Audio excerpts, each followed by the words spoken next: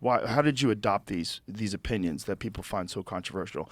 Because you started out as an environmental guy, right? Yeah.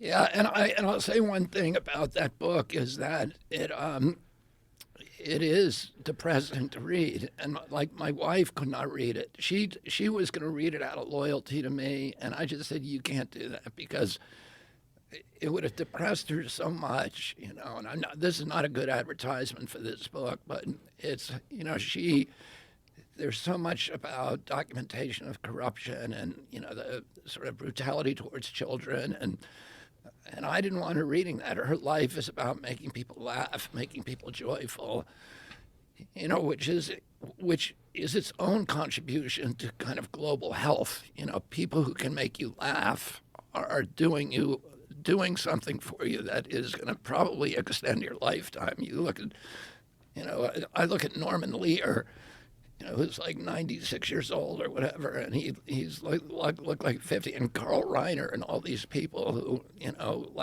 there's something about laughter that makes, you know, that is good for you, and so it is, you know, I admire anybody who took it on to read that whole book and made it through.